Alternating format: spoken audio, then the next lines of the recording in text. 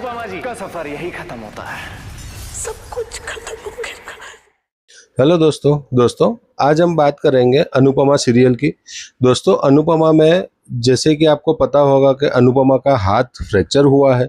उसी में दूसरे राउंड में वो अनुपमा गई है, उसमें वो ढंग से खाना नहीं बना पाएगी और आगे हमें देखने को मिल सकता है कि शाह परिवार पूरा अनुपमा को कुछ ना कुछ गलत बोलता नजर आएगा, क्योंकि दिग्विजय ने जो लेडी जज है उनकी इंसल्ट की थी, उनके पास से अनुपमा को सॉरी बुलवाया था।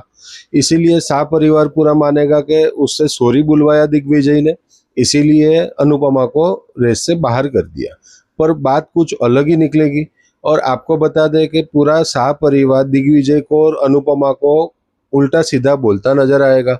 तो दोस्तों क्या अनुपमा की गलती थी फ्रैक्चर होना? परी को नहीं बचाना था अनुपमा ने परी को बचाया, इसलिए उसके हाथ में फ्रैक्चर हुआ, नहीं तो अनुपमा रेस में रहती ही। और क्या पता लेडी जज ने जानबूझ के अनुपमा का खाना खराब बोला हो और उसको रेस से बाहर कर दिया हो।